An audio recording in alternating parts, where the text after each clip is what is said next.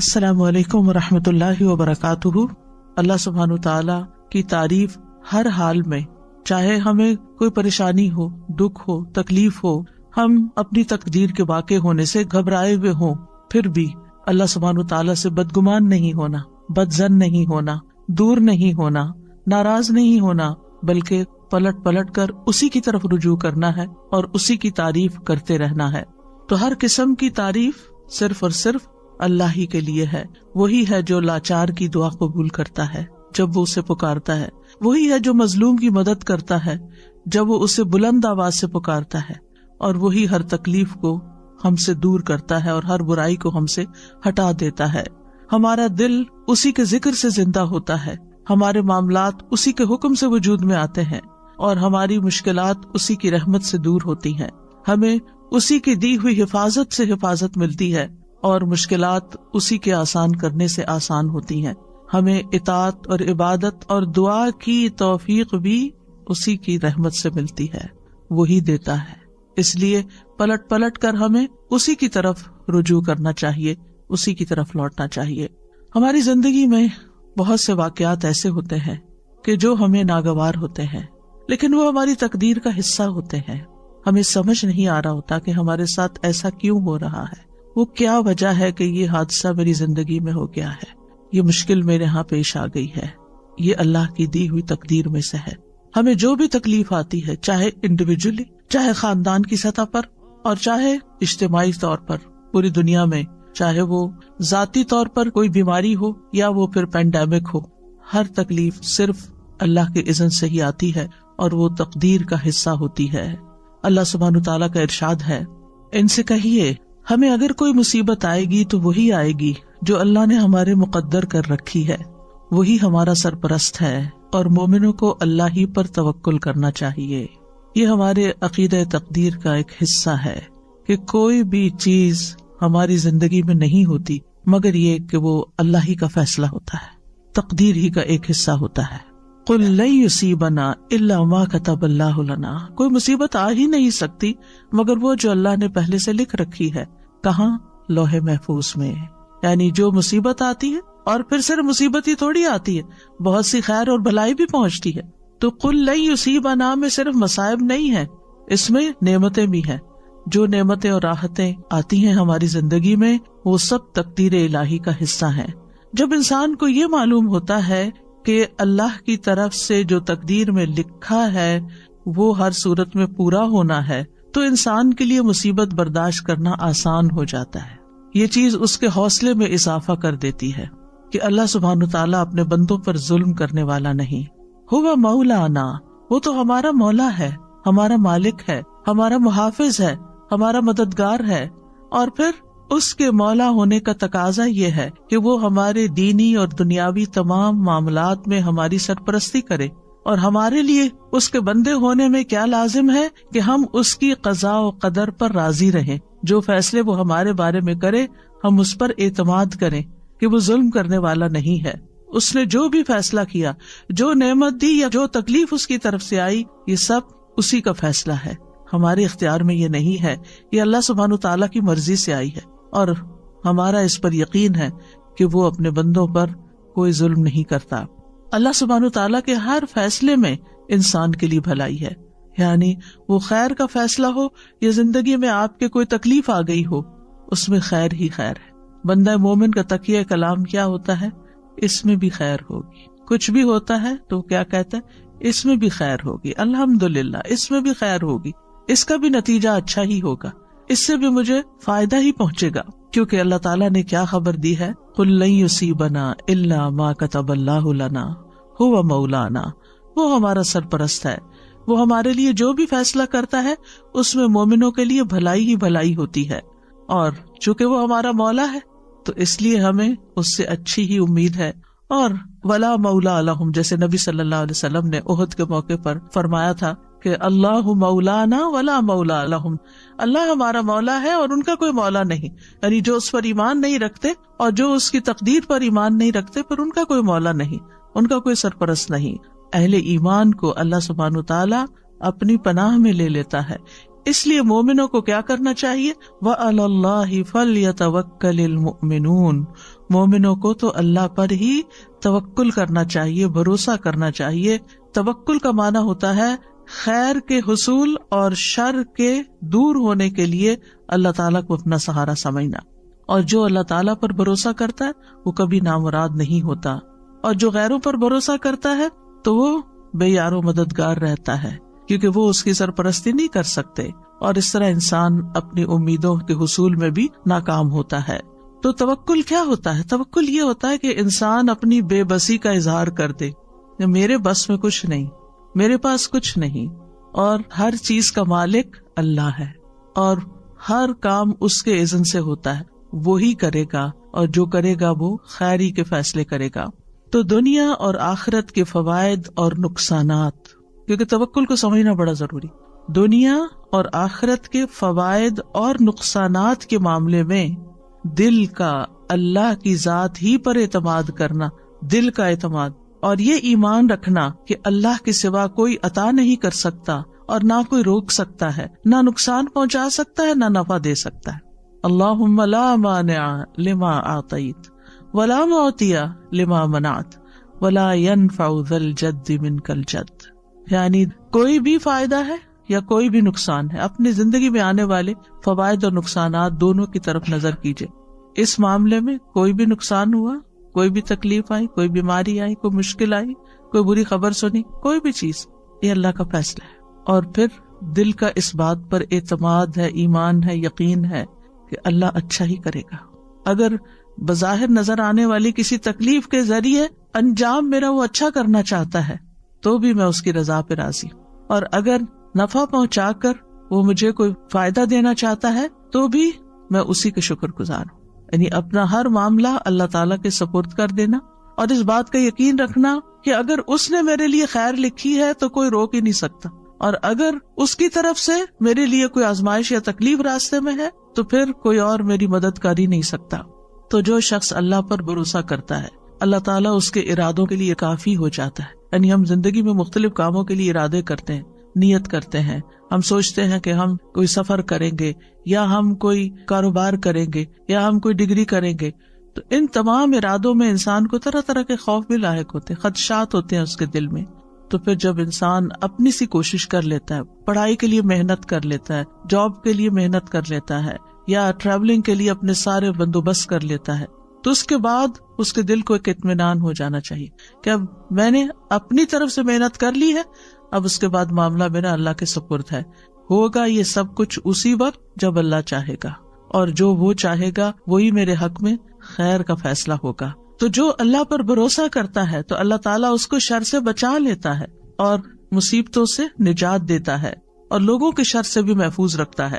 تو ہم سب جانتے ہیں کہ ہمارا اللہ سبحانہ تعالیٰ پر، اس کے رسول پر، اس کے فرشتوں پر، کتابوں پر ایمان کے علاوہ تقدیر پر بھی ایمان ہے، کہ ہماری زندگی میں جو کچھ ہو رہا ہے یہ اللہ کے اذن سے ہو رہا ہے، یہ اللہ کے فیصلے ہیں جو ہم پر نافذ ہوئے ہیں۔ ہماری تخلیق کی ابتدا سے لے کر کے ہم لڑکی ہوں یا لڑکا ہوں، ہماری کیا شکل و صورت ہو، ہماری آنکھوں کا رنگ کیسا ہو، ہماری ہائٹ کتنی ہو، ہماری عمر کتنی ہو، ہمارا رزق کیا ہو، یہ سب اللہ سبحانہ تعالیٰ نے ڈیسائیڈ کیا ہے، اور وہ چیزیں ہمیں وقت کے ساتھ ساتھ پہنچ رہی ہیں، وہ چیزیں ہماری زندگی میں ہو رہی ہیں۔ اس پر ایمان رکھنا کہ ان چیزوں کا اصل مالک اللہ ہے، یہ ہمارے لیے بہت ضروری ہے۔ تقدیر کے لیے عربی میں دو لفظ استعمال ہوتے ہیں، ایک ہے قضاء اور ایک ہے قدر۔ قضاء کا لفظی مطلب ہوتا ہے فیصلہ کرنا، جیسے قاضی ہوتا ہے، اور قدر کا مطلب ہوتا ہے اندازہ مقرر کرنا۔ تو قدر وہ تقدیر ہے جو اللہ سبحانہ تعالیٰ نے اپنی مخلوقات کے معاملے میں اپنے علم کے مطابق مقرر کر دی ہے، اور قضاء وہ فیصلہ ہے جو اللہ نے اپنی مخلوقات کے معاملے میں کیا ہے، اور اس کو حقیقت واقع میں وجود بخشا ہے، یعنی اس کو وجود بھی دیا ہے۔ تو اس بنا پر قضاء اور قدر پر ایمان لانے کا مطلب کیا ہے کہ اللہ سبحانہ تعالیٰ کے ازلی علم، یعنی جو آئندہ قیامت تک ہونے والا سب اللہ کے علم میں ہے، اور اللہ سبحانہ تعالیٰ کی جاری ہونے والی مشیت، یعنی وہی ہوتا ہے جو اللہ چاہتا ہے، اور اس کی قدرت پر ایمان لانا۔ اس کی قدرت ہر چیز پر محیط ہے، ہر مخلوق پر محیط ہے۔ تھوڑے سے مشکل الفاظ ہیں، سمپل ورڈز میں یوں کہوں گی کہ جیسے تقدیر کیا ہے، اللہ سبحانہ تعالیٰ کا وہ علم ہے جو کسی بھی چیز کے وجود میں آنے سے پہلے ہی اللہ کو پتا تھا کہ کیا کیا ہونے والا ہے. اور اگر یہ اللہ کو نہ پتا ہوتا تو وہ پھر ہمارا رب کیسے ہوتا؟ یعنی اس کو علم ہی نہیں کہ آئندہ ہونے کیا والا ہے. تو یہی تو اللہ تعالیٰ کے قدرت کو اور اس کی قوت کو ظاہر کرتا ہے، اس کی طاقت کو ظاہر کرتا ہے کہ اس کے پاس ان سب چیزوں کا پہلے سے ہی علم ہے. اور پھر یہ کہ یہ صرف علم کی حد تک نہیں ہے، بلکہ اس کے علم کے مطابق اور اس کا علم جو لکھا ہوا ہے اس کے مطابق یہ فیصلے جاری بھی ہو رہے ہیں. ہوتا وہ ہے جو وہ چاہتا ہے، اس کی مشیت کے مطابق سب کچھ جاری ہوتا ہے. یاد رکھیے تقدیر پر ایمان لانا ارکان اسلام میں سے ہے. قرآن مجید میں آتا ہے انا کل شیء خلقناہ بقدر، یہ دلیل ہے اس کی، ہم نے ہر چیز کو ایک اندازے پر پیدا کیا ہے. سورۃ الاحزاب میں آتا وکان امر اللہ قدرا مقدورا، اور اللہ کا حکم ایک طے شدہ فیصلہ ہوتا ہے. اللہ کا حکم طے شدہ فیصلہ ہوتا ہے. سورۃ الفرقان میں آتا وخلق کل شیء فقدرہ تقدیرا، اللہ نے ہر چیز کو پیدا کیا پھر اس کا اندازہ مقرر کیا. لہٰذا ہم میں سے کون ہے جو ان آیات کو جھٹلا سکتا ہو یا وہ کہے کہ تقدیر وقدیر کچھ نہیں ہوتی. آج کل ایسے لوگ بھی دیکھنے کو ملیں گے کہ جو تقدیر پر ایمان نہیں رکھتے، وہ کہتے تقدیر کچھ نہیں ہوتی، ہوتا وہی ہے جو انسان خود کرتا ہے، آپ کی تقدیر آپ کے اپنے ہاتھ میں. ایسا نہیں ہے. اللہ سبحانہ وتعالیٰ کیا فرما رہے وَخَلَقَ كُلَّ شَيْءٍ فَقَدَّرَهُ تَقْدِيرًا، اللہ نے ہر چیز پیدا کی پھر اس کی تقدیر مقرر کی. تقدیر قدر سے، قدر کا مطلب کیا تھا؟ اندازہ کرنا، یہ کتنی بڑی ہوگی، کتنی چھوٹی ہوگی، کیا اس کی ایج ہوگی، کیا کرے گی، کیا فائدہ دے گی، کیا نقصان دے گی، یہ سب اس کا مقرر کردہ ہے. تقدیر پر ایمان کے 4 ارکان ہوتے ہیں، یہ 4 مراتب ہوتے ہیں. پہلا مرتبہ اللہ کے علم پر ایمان لانا کہ اللہ تعالیٰ علم رکھتا ہے. دوسرا اس بات پر ایمان لانا کہ قیامت تک جو کچھ ہونے والا ہے اس نے لوح محفوظ میں لکھ دیا ہے، یعنی اللہ کا علم یہ لکھا ہوا ہے. تیسرا اللہ کی مشیت اور ارادے پر ایمان لانا جو اس کی قدرت کاملہ کے مطابق نافذ ہونے والا ہے، یعنی اللہ سبحانہ وتعالیٰ کا ارادہ ہے اور اس کا ارادہ پورا ہوتا ہے. چوتھا اللہ نے ہر مخلوق کو پیدا کیا ہے اور اس تخلیق میں اس کا کوئی شریک نہیں.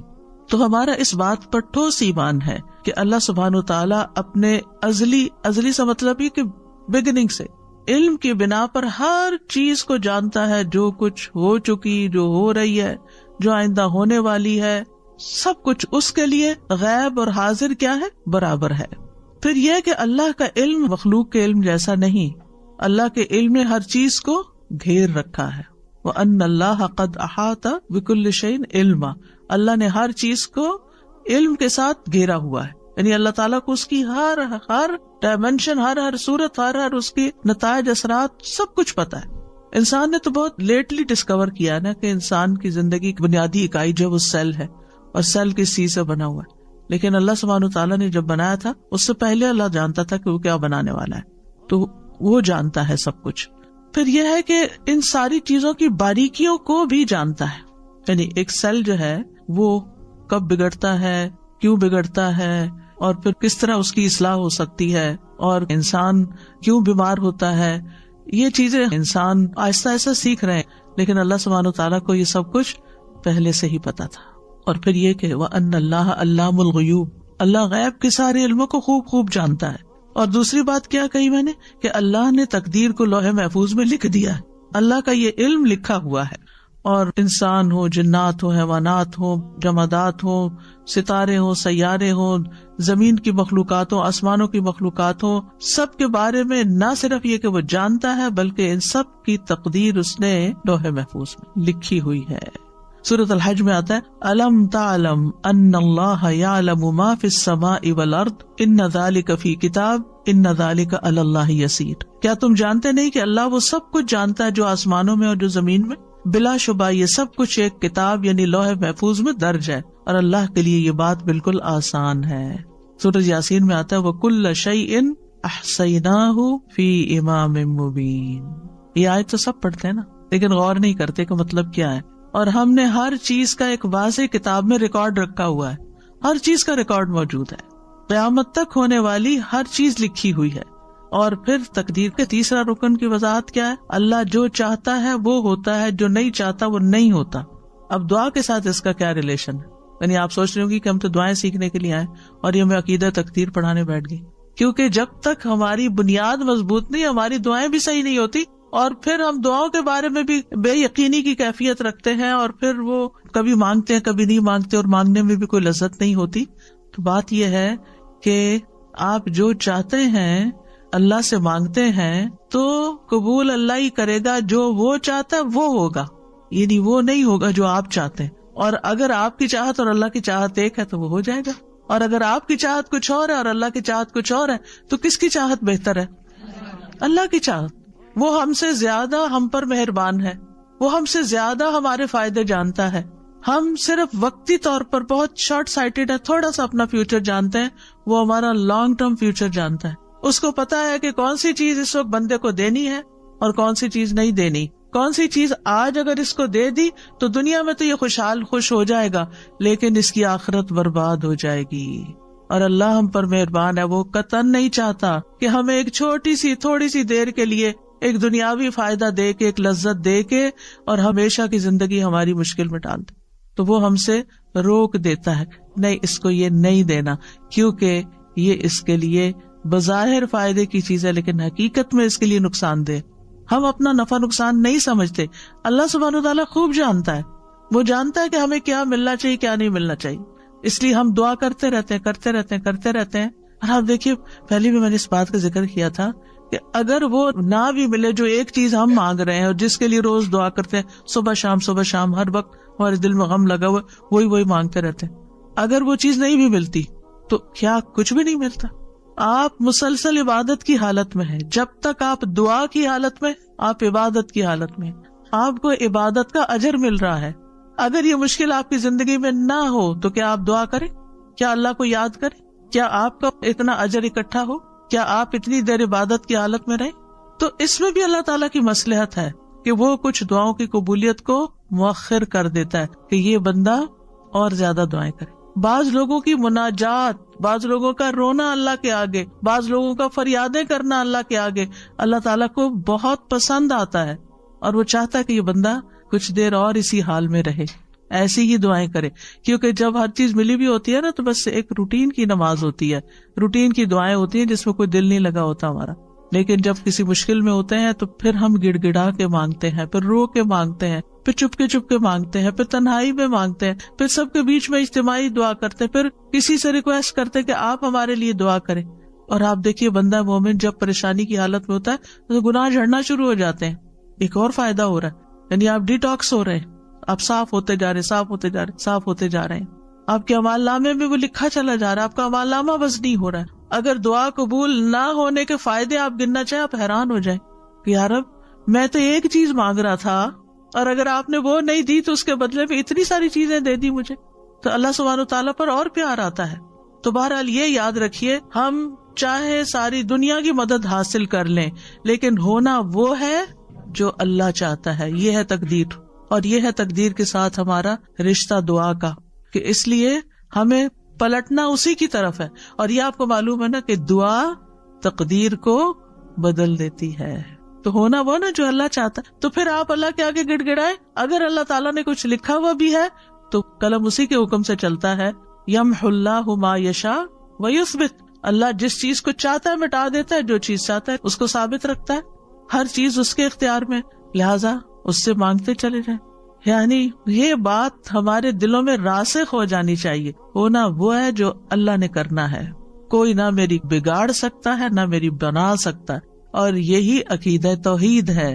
کوئی میرا کچھ نہیں بگاڑ سکتا، کوئی مجھے کچھ فائدہ نہیں دے سکتا جب تک اللہ نہیں چاہے گا. تو اس کا مطلب یہ ہے کہ آپ نے اپنی ہر چیز کو کس کے ساتھ کنیکٹ کر دیا؟ اللہ کے ساتھ. یہی تو عبادت ہے، یہی عبادت ہے. یعنی ہم عبادت صرف چند ریچولز کو لیتے ہیں، جبکہ اللہ تعالیٰ کے ساتھ دل کا ایسا تعلق ہونا، ایسا یقین ہونا، ایسا ایمان ہونا، یہ سراسر عبادت ہی کے حصے ہیں.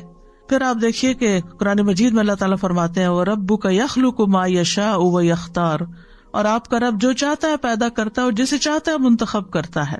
هُوَ الَّذِي يُصَوِّرُكُمْ فِي الْأَرْحَامِ كَيْفَ يَشَاءُ، وہی تو ہے جو رحموں میں تمہاری صورت بناتا ہے جس طرح وہ چاہتا ہے. ہم چاہتے ہیں ہمارا بچہ ایسی شکل کا ہو، ایسی آنکھوں والا، ایسے رنگ کا ہو، نہیں، وہ جو چاہتا ہے وہ پیدا کرے گا، وہ آپ کے اختیار میں نہیں. اور پھر وَمَا تَشَاءُونَ إِلَّا أَن يَشَاءَ اللَّهُ رَبُّ الْعَالَمِينَ، اور تم چاہ نہیں سکتے مگر وہی جو کچھ اللہ رب العالمین چاہتا ہو. نبی صلی اللہ علیہ وسلم نے فرمایا تم میں سے کوئی یوں نہ کہے اے اللہ اگر تو چاہے تو مجھے معاف فرما، اے اللہ اگر تو چاہے تو مجھ پہ رحم فرما، بلکہ یقین سے دعا کرے، کیونکہ اللہ جو چاہے کرتا ہے، اسے کوئی مجبور کرنے والا نہیں۔ تو ہمیں کوئی سجیسٹ کرنے کی ضرورت نہیں کہ آپ جو چاہتے ہیں کریں، وہ تو آلریڈی جو چاہتا ہے کرے گا۔ ہمیں کیا کرنا چاہیے؟ یقین سے مانگنا چاہیے کہ اے اللہ آپ تو سب کچھ کر سکتے ہیں، آپ میری یہ مشکل آسان کر دیں یا یہ چیز مجھے عطا کر دیں۔ اور پھر آپ دیکھیے چوتھی بات یہ کہ اللہ تعالیٰ آسمان و زمین کی ہر چیز کا خالق ہے اور ہمارے افعال کا خالق بھی ہے، یعنی مطلب یہ ہے کہ ہر چیز کو اللہ نے پیدا کیا ہے، جس میں بندے اور ان کے اعمال بھی شامل ہیں، یہ بھی کریٹڈ ہیں۔ اور یہ کہ اللہ سبحانہ و تعالیٰ اس کے باوجود ہم سے کیا چاہتا ہے کہ ہم اس کی اطاعت کے کام کریں اور اس کی نافرمانیوں سے بچیں۔ اور جب کوئی شخص اطاعت کے کام کرتا ہے تو نیکی کرتا ہے تو اللہ تعالیٰ نیک بندوں سے محبت کرتا ہے، اور جو اس کی اطاعت نہیں کرتے پھر ان سے محبت نہیں کرتا۔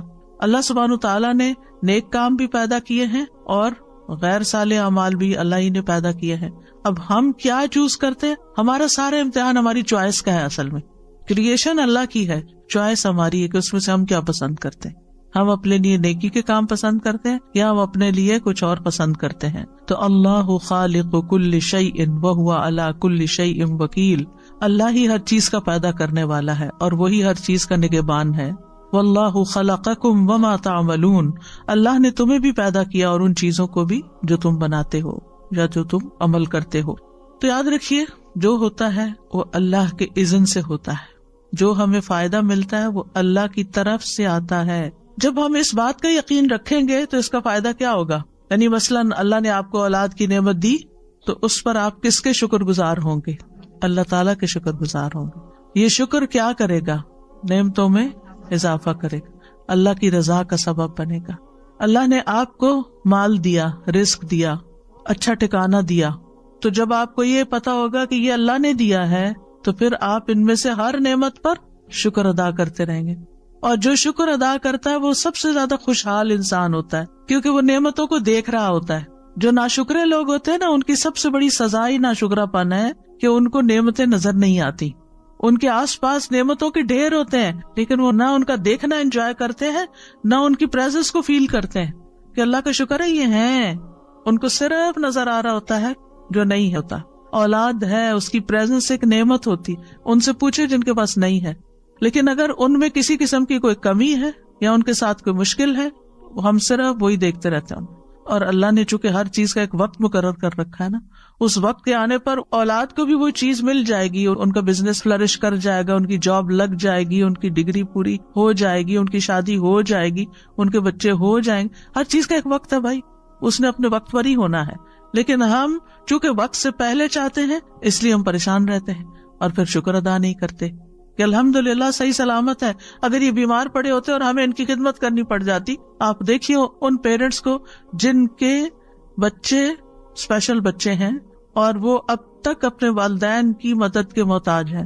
آپ نے بھی ایسی مائیں دیکھی ہوگی، ان کی زندگی میں صرف وہی چیز رہ جاتی ہے، یعنی وہ اپنا آپ بھی بھول جاتی ہے۔ وہ ہماری طرح آزادی سے گھوم پھر نہیں سکتی، انجوائے نہیں کر سکتی۔ تو اگر انسان دنیاوی معاملات میں اپنے سے نیچے والوں کو دیکھے تو اس کے دل کو قرار آ جائے کہ شکر ہے تو نے مجھے صحیح سلامت بچہ دیا ہے۔ کیا ہوا اگر اس بچے کو آپ نے یہ نہیں دیا، جو بھی چیز اس کی زندگی میں کمی ہے؟ کیونکہ عموماً مائیں اپنے سے بھی زیادہ اپنے بچوں کی زندگی میں جو کمی ہوتی ہے اس کا غم کھائے رکھتی ہیں۔ اور اگر ہم تھوڑا سا اپنا طریقہ بدل لیں، انہی بچوں کے بارے میں شکر ادا کرنا شروع کر دیں، اللہ تیرا شکر ہے تو نے دیا، اللہ تیرا شکر ہے زندگی ہے، صحت ہے، سلامتی ہے، اللہ تیرا شکر ہے۔ اب دیکھیے اس شکر کے بنا پر اللہ سبحانہ وتعالیٰ آپ کو وہ بھی دے دے گا جو اب تک نہیں ملا، جو آپ مانگ رہے ہیں، کیونکہ شکر نعمتوں کو کھینچ لاتا ہے۔ اور ناشکری ہر وقت غم دکھ کی فریاد کرتے رہنا، ہر وقت پریشان رہنا یہ نعمتوں کو اور دور کر دیتا ہے۔ تو یاد رکھیے تقدیر پر ایمان لانا ہمارے ایمان کا حصہ ہے، اور ایمان کی حقیقت اس وقت تک نہیں انسان کو پتہ چلتی جب تک وہ تقدیر پر ایمان نہیں رکھتا۔ ابو درداء کہتے ہیں نبی صلی اللہ علیہ وسلم نے فرمایا، ہر چیز کی ایک حقیقت ہوتی ہے اور کوئی شخص اس وقت تک ایمان کی حقیقت کو نہیں پہنچ سکتا جب تک اسے یہ یقین نہ ہو جائے کہ اسے جو چیز پہنچی ہے یعنی اچھی یا بری وہ اس سے خطا نہیں ہو سکتی تھی، اور جو چیز خطا ہوگی وہ اسے پہنچ نہیں سکتی تھی، مل ہی نہیں سکتی تھی۔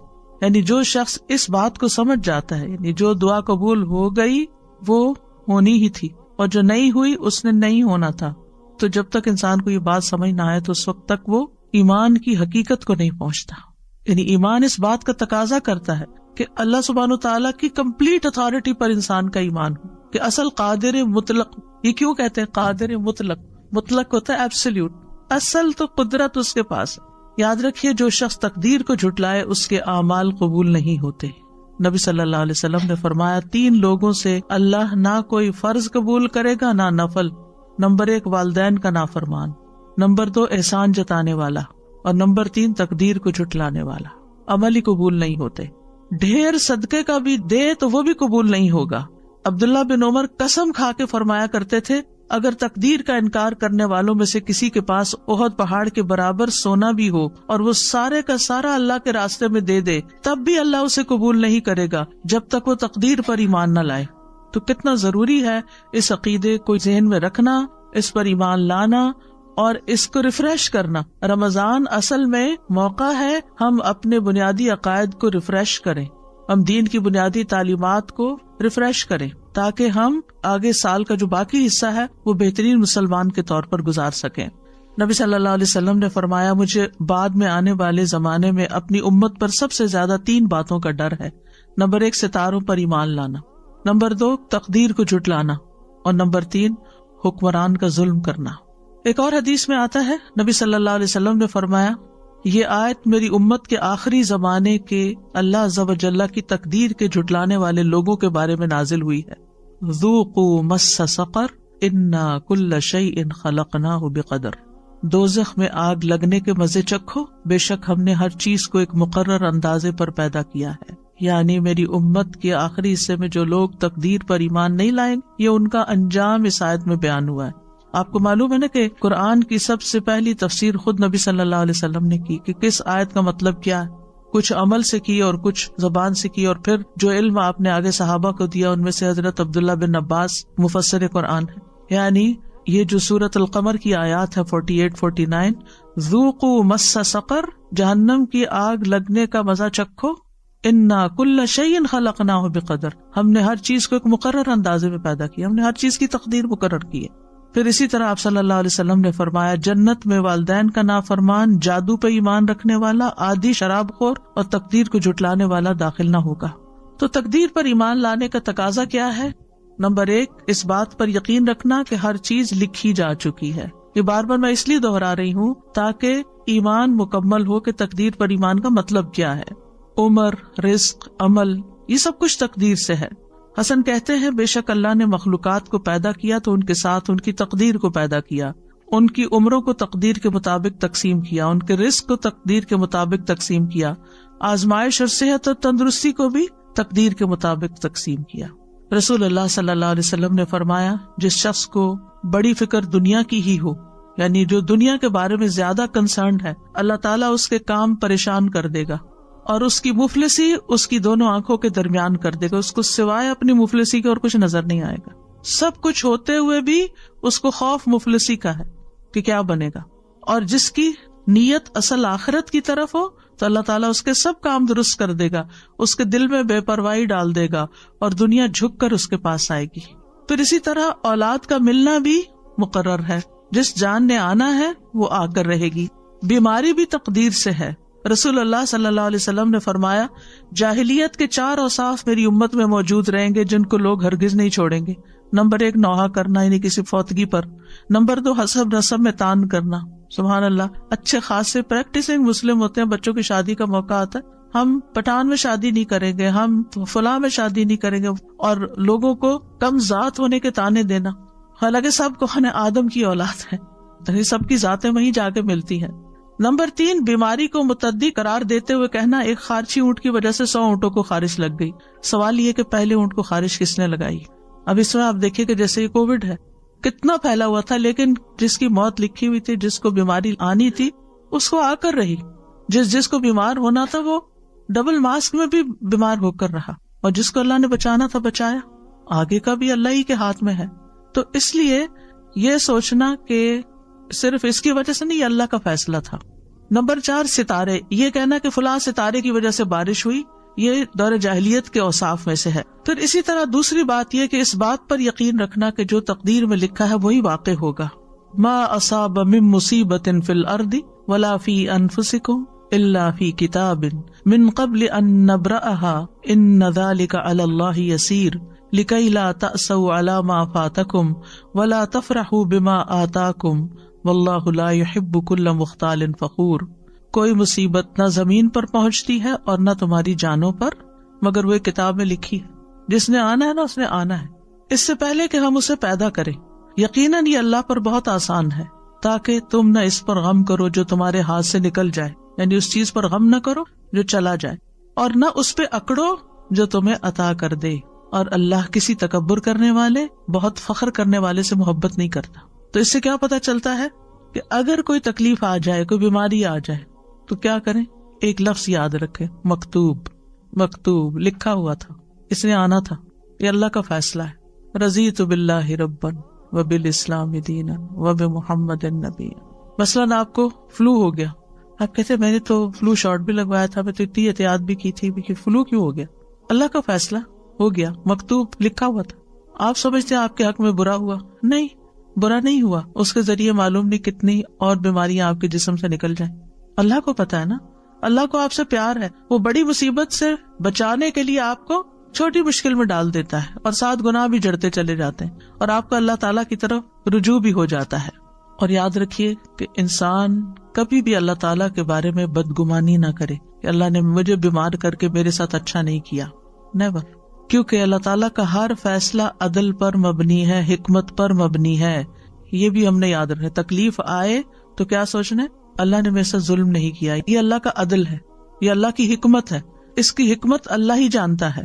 بہرحال میں یہ یقین رکھتی ہوں کہ اس کا یہ فیصلہ ہمارے حق میں ٹھیک ہی ہے، بہتر ہی ہے. ابن دلمی کہتے ہیں میں ابی ابن کعب کے پاس حاضر ہوا اور ان سے کہا میرے دل میں تقدیر سے متعلق کچھ شکوک و شبہات پیدا ہو گئے ہیں، آپ اس بارے میں مجھے بتائیں، شاید اللہ تعالیٰ میرے دل سے ان شبہات کو نکال دے.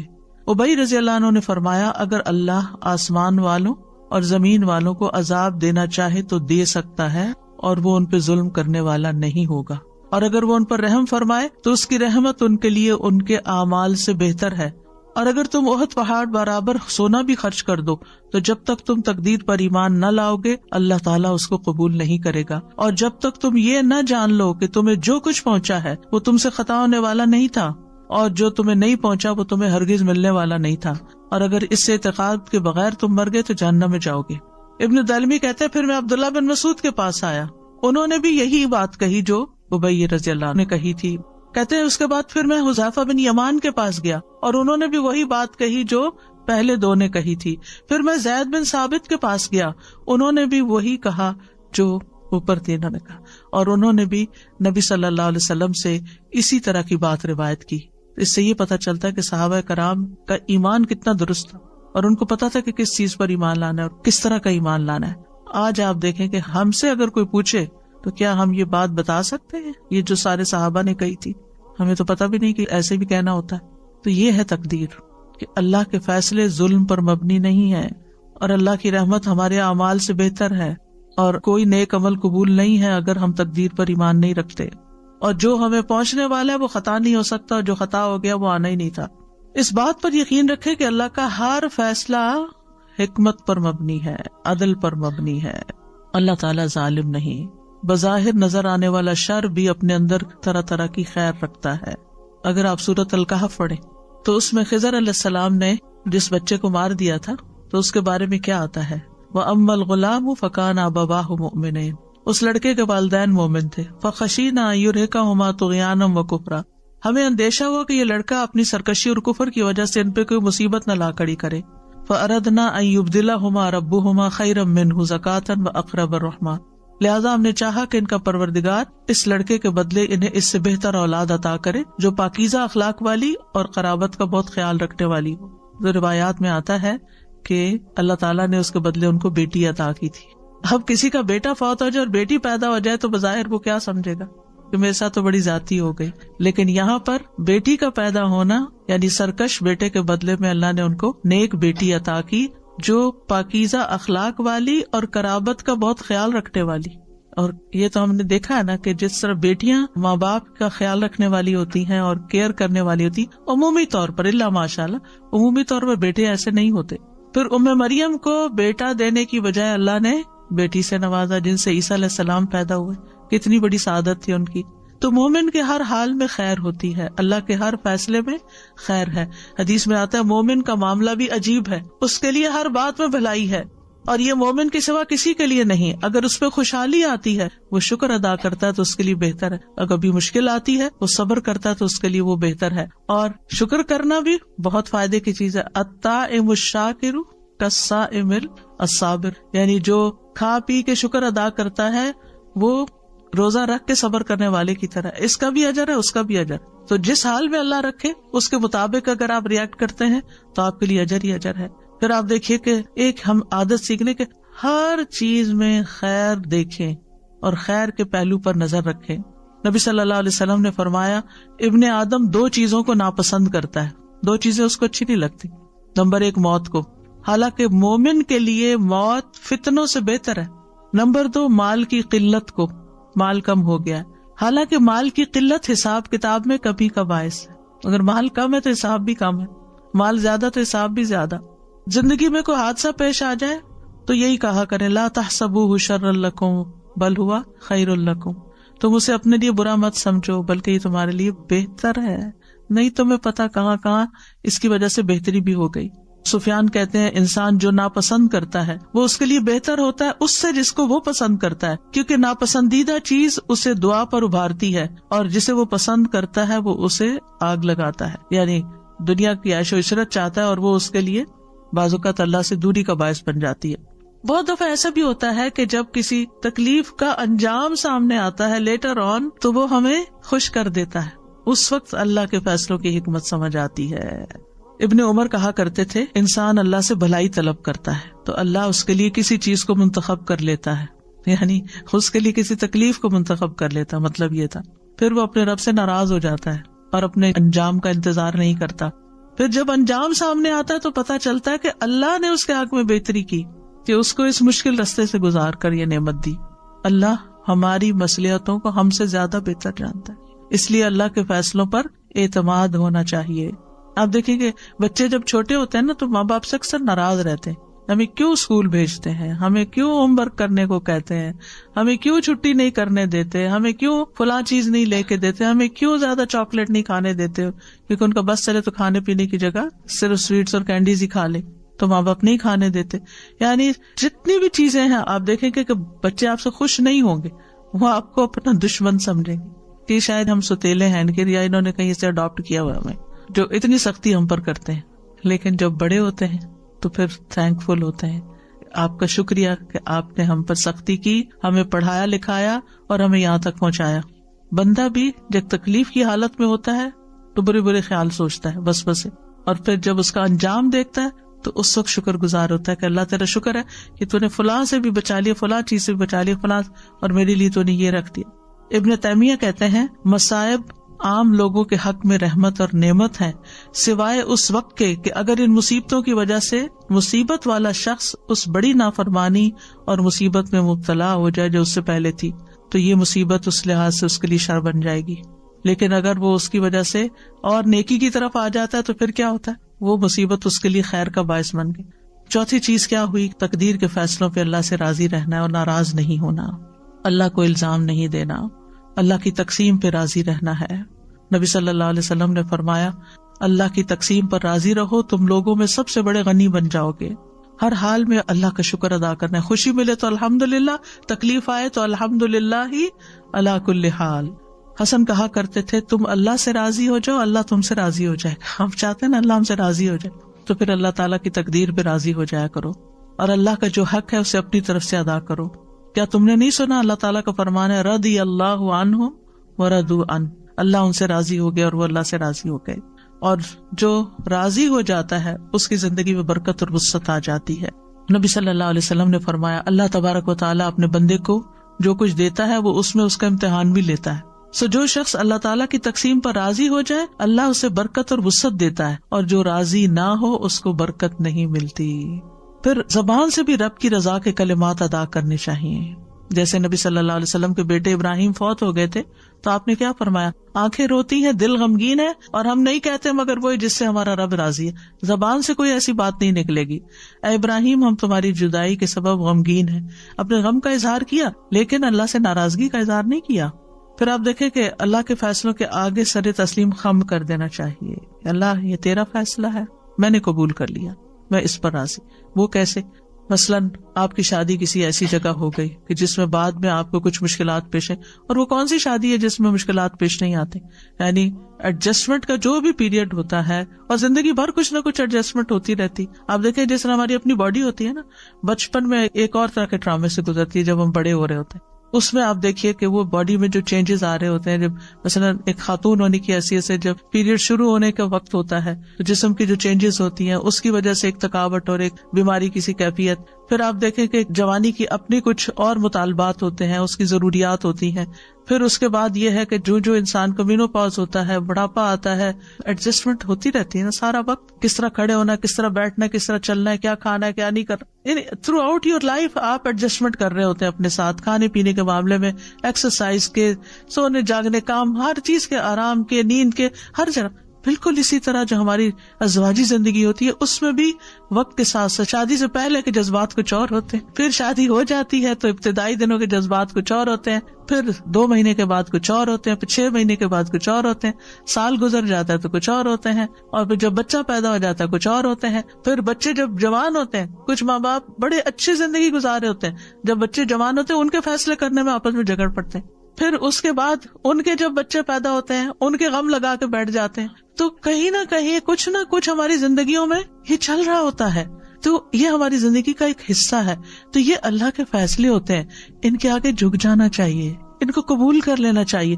ہمیں نہیں پتا کہ جس چیز کا ہم خوف کرتے ہیں، جس سے ہم ڈرتے ہیں، اسی میں ہمارے لیے کتنی خیر اور بھلائی اللہ نے لکھ دی ہو. یعنی ہمارے توہمات ہوتے ہیں نا کہ کہیں ایسا نہ ہو جائے، کہیں ایسا نہ ہو جائے، پتہ نہیں کیا ہو جائے گا. تو ہر معاملے میں نا، مثلاً بچے جب اسکول ہی جا رہے ہوتے ہیں نا تو اس وقت بھی اس اسکول میں داخل کراتے نا زیادہ اچھا تھا، اس پروگرام میں بھیجتے تو زیادہ اچھا تھا، میرا خیال ہے ہم نے غلطی کی اس کو ڈاکٹر بنا کے، میرا خیال ہے ہم نے غلطی کی یہاں شادی کر کے. یعنی ساری زندگی انسان فیصلے بھی کر لیتا ہے اور پھر ریگریٹس بھی ساتھ ساتھ چل رہی ہوتی ہیں. تو یہ پارٹ آف لائف ہے، لیکن اس میں ہونا وہی ہے جو اللہ نے لکھا ہے. تو اب کیا ہے، جب اللہ نے لکھ دیا ہے نا اور وہ چیز نافذ ہو رہی ہے تو پھر کہیں رضیت باللہ ربا وبالاسلام دینا وبمحمد نبیا. اور اسی معاملے میں پھر ہمیں اللہ پر توکل کرنا پڑتا ہے. توکل انسان کے اندر اعتماد لے آتا ہے، انسان کے اندر اطمینان پیدا کر دیتا ہے. اور کیوں نہ توکل کرے، ہوا مولانا، وہ ہمارا مولا ہے نا، اس نے کام سنوارنے. میرے ہاتھ میں تھوڑی اپنی تقدیر، میرے ہاتھ میں تھوڑے اپنے فیصلے، اس نے کرنے، اور اس کا ہر فیصلہ خیر پر مبنی ہے. اور بندہ جیسا گمان کرتا ہے نا اللہ کے بارے میں، اللہ تعالیٰ بھی اس کے ساتھ ویسے ہی معاملہ کرتا ہے. ایک شخص بیمار ہوا، نبی صلی اللہ علیہ وسلم نے اس کو فرمایا لا بأس طہور انشاءاللہ، کوئی بات نہیں، یہ پاک صاف کرنے کا ذریعہ ہے. تو اس نے کہا آپ یہ کہتے ہیں یہ گناہوں کو دھونے والا ہے؟ ہرگز نہیں، یہ تو ایک نہایت شدید قسم کا بخار ہے جو ایک بوڑھے پہ جوش مار رہا ہے، جو اسے قبر کی زیارت کرائے بغیر نہیں چھوڑے گا. برے برے الفاظ اس نے استعمال کیے. آپ نے فرمایا تو اچھا پھر یوں ہی ہوگا. یعنی آپ اللہ سے اچھا گمان کریں، اللہ آپ کے لیے اچھا کرے گا. جو چیز آپ کو پنچ کر رہی ہے نا، جو چیز آپ کو پریشان کر رہی ہے، اس کو کہیں یا رب، ایسے اپنے ذہن میں نا اس چیز کو ایک فزیکل فارم دیا کرے، اور پھر اس کو لپیٹ کے کہا کرے اللہ یہ آپ کے حوالے، آپ نے اس کی ٹیک کیئر کرنی ہے، میں نہیں کر سکتی، میرے دل کا یہ خوف دور کر دے، تو اس کی حفاظت کرنے والا، تو اس کی زیادہ کیئر کرنے والا ہے، تو نے اس کو پیدا کیا ہے. جیسے بچے ہیں، موسیٰ نے کیا کیا تھا، یعنی کتنی بڑی مثال ہے. اور کہاں جا کے پلے تھے، اور پھر وہاں کیا مشکل پیش آ گئی، اور پھر کہاں پہنچ گئے، پھر اللہ نے کیا کیا نہیں عطا کیا، کیسا بڑا مقام پہلے 5 اولو العزم رسول میں سے ہے. یوسف علیہ السلام، یعقوب علیہ السلام کے دل میں کیسے خدشات تھے، جو ہر ماں باپ کے دل میں اولاد کے لیے ہوتے ہیں، خاص طور پر اگر اولاد آؤٹ اسٹینڈنگ ہو. لیکن ہر واقعہ جو ان کی زندگی میں پیش آیا وہ نہیں چاہتے تھے، لیکن واللہ غالب علی امری، اللہ اپنے فیصلوں میں غالب ہوتا ہے، لہٰذا وہی ہوا جو وہ نہیں چاہتے تھے، جو نہیں چاہتے تھے. چاہے کنواں تھا، چاہے ان کا بکنا تھا، چاہے عزیز مصر کے گھر میں مشکل پیش آنا تھا، چاہے جیل خانہ تھا، ایک کے بعد ایک بڑی مشکل آتی چلی گئی، لیکن انجام کیا ہوا، کہاں پہنچے، نبوت بھی ملی، بادشاہت بھی ملی، ہر چیز ان کے اختیار میں دے دی اللہ نے، ہمیں نہیں پتا جن چیزوں سے ہم ڈرتے ہیں اور ہم چاہتے ہیں نہ ہو، لیکن واللہ غالب علی امری، وہی ہوتا ہے جو اللہ چاہتا ہے، اور جب وہ ہو جاتا ہے لقد خلقنا الانسان فی کبد، انسان مشکلات میں پیدا کیا. زندگی پھولوں کی سیج نہیں کہ صرف آرام اور راحتیں ہی ملیں گی، مشکلات آئیں گی لیکن اس میں سے خیر بھی نکلے گی. اور مومن کے درجے بعض اوقات اس تکلیف سے زیادہ بڑھتے ہیں بنسبت اس نعمت کے جو اس کے پاس ہوتی ہے. اس لیے مصیبت پہنچنے پر اجر کی ہمیشہ امید رکھیں. نبی صلی اللہ علیہ وسلم نے فرمایا مسلمان پر کوئی مصیبت، بیماری، رنج و غم یا تکلیف ایسی نہیں آتی یہاں تک کہ کانٹا بھی چبھتا ہے تو اللہ اس کے بدلے اس کے گناہ دور کر دیتا ہے. پھر پانچویں چیز یہ ہے کہ تقدیر کے فیصلوں میں کسی کو الزام نہ دیں کہ تم اس کا سبب ہو. عام طور پہ ہوتا ہے جب کوئی کام خراب ہو جاتا ہے، کوئی چیز خرید لیتے ہیں، تم نے کہا تھا یہ والی برانڈ خریدو، تو اب روز اسی کو کوستے چلے جاتے ہیں، حالانکہ بس وہ لکھا ہوا تھا وہی پہنچنا تھا، اب ہو گیا جو ہو گیا. تو ایک دوسرے کے ساتھ اپنے ریلیشن نہیں پھر خراب کرنے چاہیے، اور یقین رکھنا چاہیے کہ نفع نقصان اللہ کے ہاتھ میں ہے. وَإِن يَمْسَسْكَ اللَّهُ بِضُرٍّ فَلَا كَاشِفَ لَهُ إِلَّا هُوَ وَإِن يُرِدْكَ بِخَيْرٍ فَلَا رَادَّ لِفَضْلِهِ يُصِيبُ بِهِ مَن يَشَاءُ مِنْ عِبَادِهِ وَهُوَ الْغَفُورُ الرَّحِيمُ. اگر اللہ تمہیں کوئی تکلیف پہنچائے تو اس کے سوا کوئی دور کرنے والا بھی نہیں، اور اگر وہ تمہارے ساتھ بھلائی کا ارادہ کر لے تو کوئی اس کے فضل کو ہٹانے والا بھی نہیں.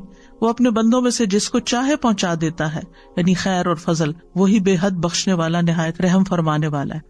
غیر اللہ جو ہے وہ کسی نفع نقصان کے مالک نہیں، چاہے وہ انسان ہو چاہے کوئی اور ہو. اور یہ یاد رکھیے کوئی تکلیف بھی آتی ہے تو اللہ کے اذن سے آتی ہے. ما اصاب من مصیبت الا باذن اللہ ومن یؤمن باللہ یہد قلبہ واللہ بکل شیء علیم. جو مصیبت آتی ہے اللہ کے اذن سے آتی ہے، اور جو اللہ پر اعتماد کرتا ہے، ایمان لے آتا ہے، اللہ اس کے دل کو ہدایت بخش دیتا ہے، اس کا دل کھول دیتا ہے، اس کے دل کو رہنمائی مل جاتی ہے، اس کو خیر نظر آنے لگتی، اور اللہ ہر چیز کو جاننے والا ہے. یاد رکھیے پوری دنیا مل کے نفع پہنچانا چاہے نا انسان کو نہیں پہنچا سکتے، مگر اللہ کا اذن ہو تو کوئی روک بھی نہیں سکتا. اس لیے تکلیفوں کا اگر اندیشہ ہو تو مصائب سے بچنے کے لیے معاملہ اللہ کے حوالے کر دیں. فَسَتَذْكُرُونَ مَا أَقُولُ لَكُمْ وَأُفَوِّضُ أَمْرِي إِلَى اللَّهِ إِنَّ اللَّهَ بَصِيرٌ بِالْعِبَادِ. آل فرعون میں سے ایک رجل مؤمن نے کھل کے فرعون کی مخالفت کی، اس کے فیصلوں کی، اور موسیٰ علیہ السلام کی بھرپور تائید کی. اب اس کے بعد ہونا کیا تھا کہ وہ کوئی اٹھاتا اسے اور قتل کر دیتا. فَوَقَاهُ اللَّهُ سَيِّئَاتِ مَا مَكَرُوا. ان کی چالوں سے اللہ نے اس مرد مومن کو بچا لیا. کیوں؟ کیونکہ اس نے کہا تھا أُفَوِّضُ أَمْرِي إِلَى اللَّهِ. تو اپنے بارے میں بھی، اپنی اولاد کے بارے میں بھی، یا اللہ میں نے آپ کے سپرد کی، آپ ان کی حفاظت کر، جیسے موسیٰ اور یوسف علیہ السلام کی تھی، جیسے آل فرعون کے اس رجل مومن کی تھی. مال کی طرف سے ڈر ہے، اولاد کی طرف سے، صحت کی طرف سے، کہیں یہ بیماری، کچھ لوگوں کو یہ ہر وقت وہم لگا کہیں مجھے کینسر نہ ہو جائے، کہیں مجھے فلانا نہ ہو جائے. جو ہونا ہو جائے گا، لیکن آپ اپنے آپ کو بھی اللہ کے سپرد کیا کریں. جو چیز اللہ کے حوالے کر دی جاتی ہے نا، اللہ سبحانہ وتعالیٰ اس کو درست کر دیتا ہے. اور پھر یہ ہے کہ اگر کوئی کام ایسا ہو گیا ہے جو پسند نہیں آیا تو اس کے بارے میں منفی جملے ادا نہ کریں، کیونکہ مصیبت کے وقت عام طور پر ہم بہت نیگیٹو ہو جاتے ہیں اور نیگیٹو باتیں کر کے سارے ماحول کو خراب کر دیتے ہیں. یہ نہیں ہونا چاہیے. یعنی کچھ لوگوں کو اگر مصیبت آتی ہے تو کہتے ہیں مجھے یہ مصیبت آنی تھی، میں نے کیا جرم کیا کہ مجھ پر یہ آزمائش آئے. اکثر ایسے جملے آپ کو سننے میں ملتے ہیں. تو اس طرح کی باتیں اللہ کی نعمتوں کا اور احسان کا انکار ہوتا ہے، اور اللہ کے بارے میں بدگمانی ہوتی ہے اور اعتراض. ہم کون ہیں اللہ پر اعتراض کرنے والے؟ لہٰذا صحابہ جو تھے وہ ایسے جملوں کو سخت ناپسند کرتے تھے. ابن مسعود کہتے ہیں تم میں سے ایک شخص آگ کے انگارے کو مضبوط پکڑ لے یہاں تک کہ وہ بجھ جائے، یہ اس سے بہتر ہے کہ وہ اللہ کی تقدیر کے بارے میں کہے کہ کاش ایسا نہ ہوتا. یہ نہیں کہنا چاہیے کاش ایسا نہ ہوتا، جبکہ مشکل میں کیا بولنا چاہیے؟ قدر اللہ وما شاء فعل. اللہ کی تقدیر، جو اللہ نے چاہا کیا، اللہ کی تقدیر تھی. مکتوب. اور ایسے الفاظ نہ بولے جائیں جو اللہ کو ناراض کر دیں، یا یہ کہے کہ کاش میں یہاں نہ جاتا تو یہ حادثہ نہ ہوتا. ساتویں چیز یہ کہ تقدیر کو عذر نہیں بنانا چاہیے. ٹھیک ہے، مثلا اگر کوئی شخص پہاڑ پہ چڑھ کے اپنے آپ کو نیچے گرائے اور چوٹے کھائے تو کہے یہ میری تقدیر میں تھا تو اس لیے میں نے ایسا کیا. نہیں، ہمیں احتیاط اور کوشش اور بچاؤ کرتے رہنا چاہیے. اور اگر ہم کوئی نیک کام نہیں کر سکے تو تقدیر کو ذمہ دار نہیں ٹھہرانا چاہیے. اللہ ہی کو منظور نہیں تھا کہ میں حج کرنے جاتی، اللہ ہی کو منظور نہیں تھی. یہ جملہ نکال دیں اپنی زندگی، اللہ کو منظور نہیں تھا.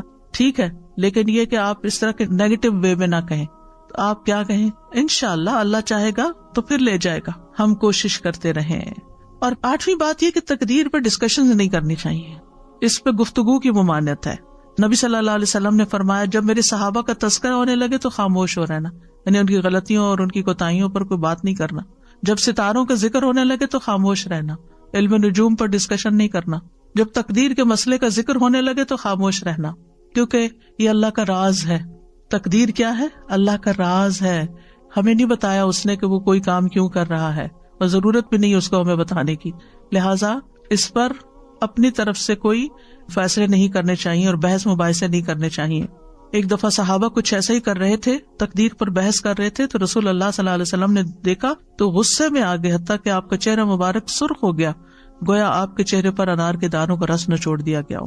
پھر اسی طرح یہ ہے کہ جب کوئی ایمان لاتا ہے تو پھر اللہ سبحانہ وتعالیٰ کے حکم کی تعمیل کرتا ہے، یہ چیز انسان کو شرک اور کفر سے بچا دیتی ہے۔ پھر شرعی احکام پر اعتراض سے انسان بچ جاتا ہے، تقدیر پر ایمان سے انسان کا ارادہ اور یقین توکل پختہ ہوتا ہے، دل مطمئن ہو جاتا ہے۔ یاد رکھیے کہ دل کو اطمینان اور چین حاصل نہیں ہو سکتا جب تک تقدیر پر ایمان نہ ہو، اور تقدیر پر راضی رہنے والے کی دنیا بھی جنت بن جاتی ہے کہ وہ تو وہ رہا ہے جو میرا رب چاہتا ہے، اور میرا رب جو چاہتا ہے وہ سب سے بہتر ہوتا ہے، اس لیے مجھے کوئی اعتراض نہیں۔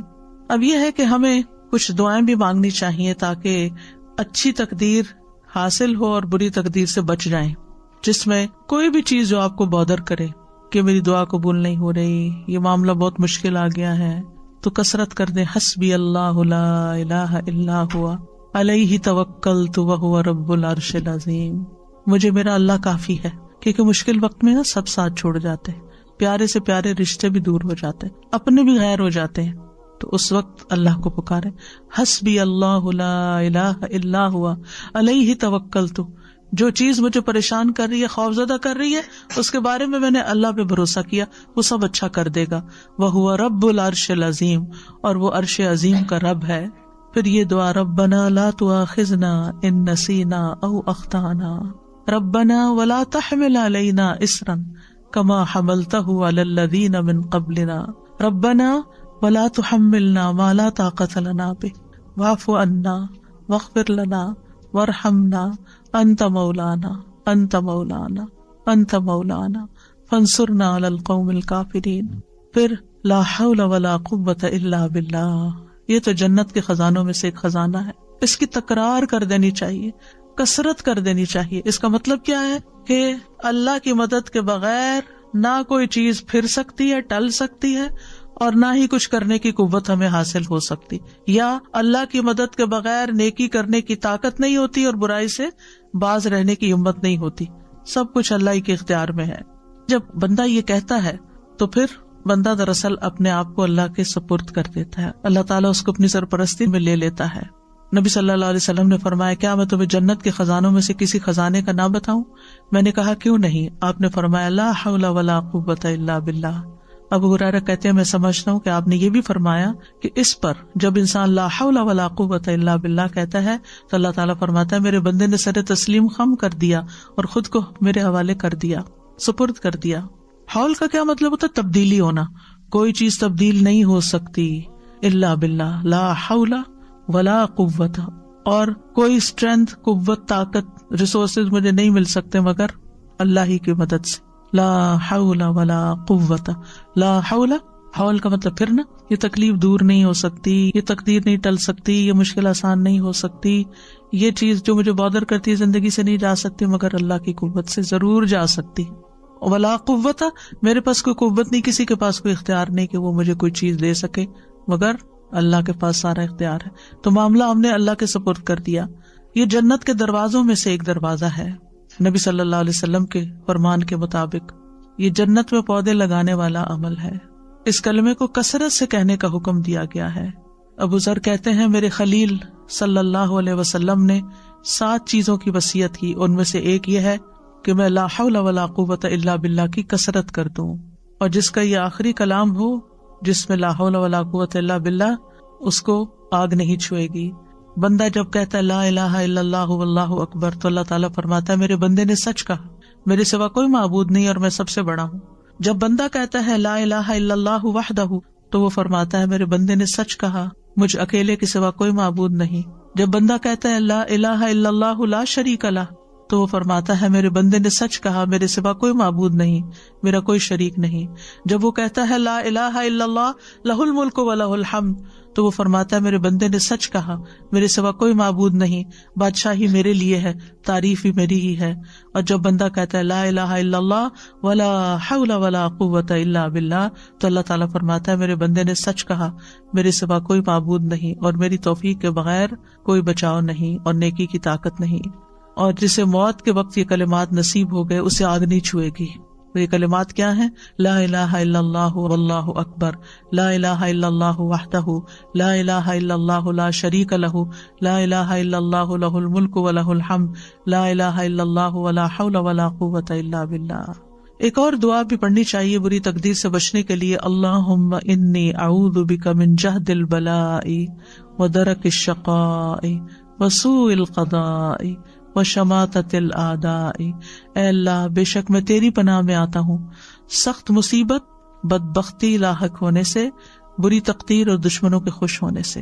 سب سے پہلی چیز مصیبت کی سختی، جہد البلاء، یعنی ایسی مصیبت جس کے برداشت کرنے کی انسان میں طاقت نہ ہو، کہ اس مصیبت کی وجہ سے انسان کا ایمان چلا جائے یا زندگی چلی جائے۔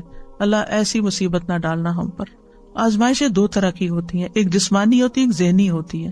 مثلاً بیماریاں ہیں، پیٹ درد ہو گیا، سینے میں درد ہو گیا، سر درد ہو گیا، یہ بھی آزمائش اور مصیبت ہے۔ کچھ ذہنی ہوتی ہے، قلبی ہوتی ہے، کہ جس کی بنا پر انسان کے دل کے اندر پریشانی اور ڈسٹربنس اور ایک ڈپریشن کی کیفیت ہوتی ہے۔ کبھی انسان کی ذات کے اوپر کوئی الزام تراشی ہو جاتی ہے، کبھی کوئی اس کے ساتھ بدسلوکی کرتا ہے۔ یہ ساری چیزیں جہد البلاء میں سے ہے، یعنی آزمائش کی ایسی مشقت جو برداشت نہیں ہو رہی، ہر وقت چمٹ گئی ہمیں۔ اللہ ایسی مصیبت سے بچانا کہ جو ہمارے نارمل حالات کو ہمارے لیے اب نارمل کر دے، اور جو ہم اچھے اچھے کام کر رہے تھے وہ ہم سے سارے چھوٹ جائیں۔ یعنی آپ دیکھیں کہ جب انسان اللہ کی عبادت کرتا ہے کتنی راحت ملتی ہے، جب انسان اللہ کے دین کی خدمت کرتا ہے کتنی راحت ملتی، جب انسان کسی انسان کی خدمت کرتا ہے کتنی خوشی ہو جاتی۔ لیکن جب اگر انسان بیمار پڑ جائے، کیا اس میں سے کوئی ایک کام بھی کر سکتا ہے؟ اب کیا ہوا، ایک تو بیماری کی وہ تکلیف جو مسلسل درد ہوئے جا رہی ہے، ہوش بلا دیے، ذکر اذکار بلا دیے، نہ عبادت ہو رہی ہے، نہ کوئی دین کی خدمت ہو رہی ہے، نہ کسی انسان کی خدمت ہو رہی، کچھ بھی نہیں ہو رہا۔ یہ ہے جہد البلاء۔ اللہ ایسی کیفیت سے بچا لینا کہ ہم کسی کام کے نہ رہیں، ہم نیکیوں میں آگے نہ بڑھ سکیں، کیونکہ ایسے میں انسان کا صبر و برداشت بھی کم ہو جاتی ہے۔ اس سے پناہ مانگنی چاہیے۔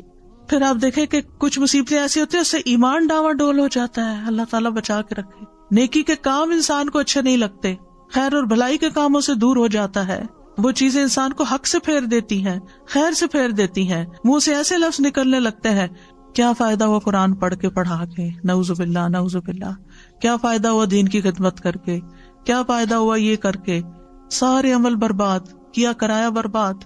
اس لیے جہد البلاء سے پناہ مانگے۔ دوسرا درک الشقاء، درک کا مطلب ہوتا پانا، کس چیز کو ملنا، کہیں پہنچ جانا، اور شقاء کہتے ہیں وہ چیز جو تباہی تک پہنچا دے، اور یہ سعادت کے برعکس ہوتا ہے۔ یعنی اے اللہ مجھے اس بات سے بچا کہ مجھے میری دنیا، میری جان، میرے اہل، میرے مال یا میری آخرت میں کوئی ایسی مشقت لاحق ہو کہ اس کے سبب سے جو میں گناہوں نافرمانیوں کے عمل کرنے لگوں۔ کیونکہ کچھ لوگ کیا کرتے ہیں، جب ان پہ کوئی تکلیف آتی ہے وہ جادوگروں کے پاس پہنچ جاتے ہیں، وہ نجومیوں کے پاس پہنچ جاتے ہیں، ان سے غیب کی خبریں معلوم کرنے لگتے ہیں، کیا کرایا ضائع ہو جاتا ہے۔ پھر ہے سوء القضاء، بری تقدیر سے، یعنی وہ چیز تقدیر کا فیصلہ نافذ ہو جو انسان کو دکھی یا غمگین کر دے، یا اس کو ناپسندیدہ تقدیر میں مبتلا کر دے، جس کے نتیجے میں اس کے دین، دنیا، نفس، اہل، مال، اولاد اور خاتمے کسی بھی چیز میں وہ چیز واقع ہو سکتی ہے۔ اور سوء القضاء میں ایک یہ چیز بھی آتی ہے کہ انسان کو غلط فیصلہ کر لے اپنے بارے میں یا کسی کے بارے میں، یا اللہ کا کوئی فیصلہ انسان کو دکھی کر دے، یہ بھی سوء القضاء ہے۔ یعنی اس کا دکھ اتنا ہو کہ اس سے وہ نکل نہ پائے، اور پھر انسان سوچے سمجھے بغیر کوئی فیصلہ کرے، بغیر عاقبت اور انجام کو دیکھے ہوئے، بس صرف جذبات میں آ کے یا کسی حالت اور کسی پریشانی و مصیبت میں پڑ کے۔ مثلا بعض اوقات ہم کوئی نیکی کا کام کر رہے ہوتے، جیسے حضرت ابوبکر جو تھے وہ مستح کو ماہانہ وظیفہ دیتے تھے۔ جب مستح نے الزام لگایا حضرت عائشہ پر یا ان لگانے والوں کے ساتھ شامل ہو گئے، تو حضرت ابوبکر نے کیا کہا، اب میں نہیں دوں گا اس کو کچھ، اس نے میرے احسان کا یہ بدلہ چکا ہے۔ کیا ہم میں سے ہر بندہ یہی نہیں کرتا کہ جس پر آپ احسان کر رہے تھے وہ آپ کے ساتھ کچھ کر دے تو آپ کہتے ہیں بس میری خیر بند؟ تو اللہ تعالیٰ نے کیا فرمایا، ان کو تو وحی کے ذریعے بتا دیا گیا تھا کہ نہیں، الا تحبون ان یغفر اللہ لکم، تم نہیں چاہتے اللہ تمہیں معاف کر دے۔ ہمیں کون بتائے گا؟ ہم قرآن پڑھیں گے تو ہمیں بھی پتہ چل جائے گا، لیکن اگر ہم قرآن پڑھنا پڑھانا ہی چھوڑ دیں گے تو ہمیں کہاں سے پتہ چلے گا یہ سب کچھ کہ ہم نے زندگی میں کیا کرنا ہے، ہمارے لیے گائیڈنس کیا ہے؟ تو پھر ایسی صورت میں یہ سوء القضاء ہے، برے فیصلے. اور قضاء فیصلے کو بھی کہتے ہیں، ڈیسیژن کو بھی، کہ مثلا آپ کورٹ میں اپنا کوئی معاملہ لے کے جاتے ہیں اور آپ کے خلاف کوئی فیصلہ ہو جاتا ہے، یہ بھی سوء القضاء ہے. یا لوگ آپ کے بارے میں بری طرح ججمنٹل ہو جاتے ہیں، یہ بھی سوء القضاء ہے کہ لوگ آپ کے بارے میں برا سوچنا شروع کر دیتے ہیں. تو اللہ سبحانہ وتعالی ہمیں سوء القضاء سے بچائے. وشماتۃ الاعداء، کسی مصیبت پہ دشمنوں کا خوش ہونا، یا اللہ اس چیز سے بھی ہمیں محفوظ رکھنا. اور پھر ایک اور دعا، اللہم انی اعوذ بک من